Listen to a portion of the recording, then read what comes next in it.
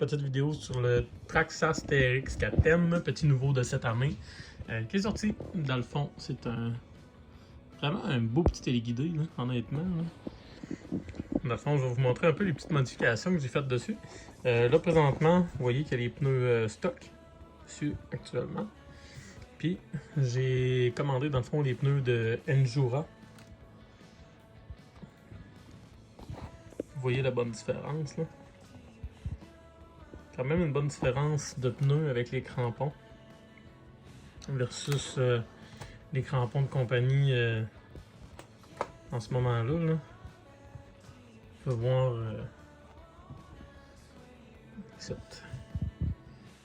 honnêtement, je me suis fait avoir, j'avais pas regardé la dimension initiale des pneus.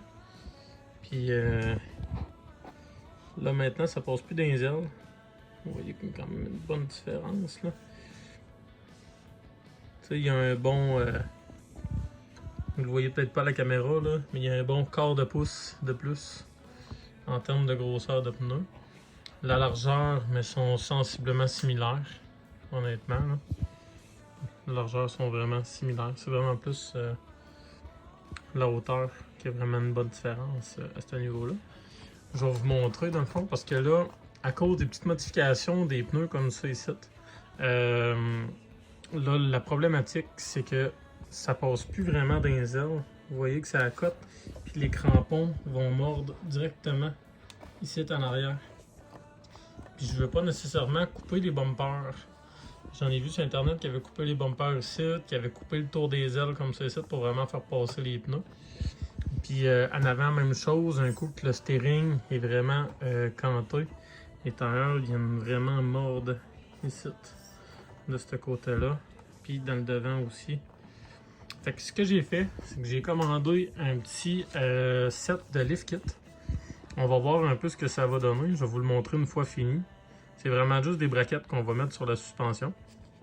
C'est pas comme un téléguidé 1.10 au niveau, dans le fond, des cerveaux puis tout ça qu'il faut tant modifier. C'est que lui, le cerveau, il est directement sur l'essieu en avant.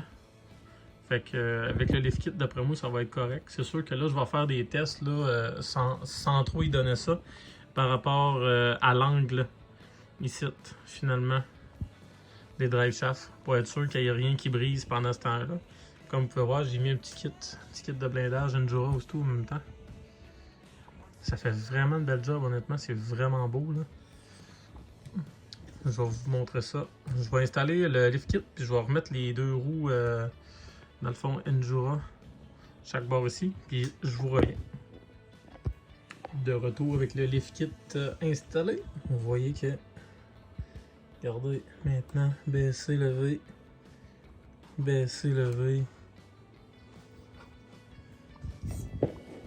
même virer. Et puis de danger. Là, ce qu'il va falloir faire peut-être attention, c'est... j'ai hâte de voir, là, je vais faire des tests. Là. Au niveau de l'angle du différentiel. J'ai vraiment hâte de voir ce que ça va donner parce que l'angle est quand même très prononcé. Vous voyez là. Je vais faire mes tests. Je vais vous faire peut-être une petite vidéo numéro 2 sur le petit Bronco. En ce moment-là. Il y a quand même une bonne différence. J'ai oublié de parler aussi au niveau de la gomme des pneus. Vous voyez ici, la gomme est quand même dure. Mou, ça c'est sûr que c'est classique Traxxas comme on dit, là, avec les petits soufflets d'air dedans. Puis eux-là, regardez. La gomme est vraiment molle. Le tailleur avec l'éponge dedans, il est vraiment collant comme pneu. J'ai hâte de voir sur du rock rolling ce que ça va donner au niveau des petits véhicules. Suspension. Puis tout. Puis vous voyez le débattement. Là. On va chercher quand même quelque chose d'assez hot là, versus ce que c'était auparavant. Au niveau des petites braquettes de la suspension, c'est super simple. C'est tout simplement des petites braquettes en forme de hache qu'on vient fixer directement sur le montant de la suspension ici. Fait que ça rajoute un beau quart de pouce au niveau de la suspension. Fait que dans le fond, au niveau de l'arrêt de la suspension, ça dépend vraiment de la longueur de vos chocs. Fait que là maintenant, un coup avec la cabine installée, ça fait que ça va même plus frotter dans les ailes. Juste ici comme ça. Tu sais, vous voyez là, le débattement est quand même correct. Il me reste du jeu en masse.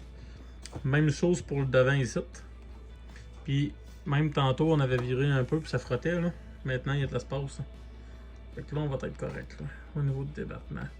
Il y a juste en angle comme ça que on va voir ce que ça va donner. Mais ça touche quasiment plus. Fait que je vais vous revenir avec les tests partie 2.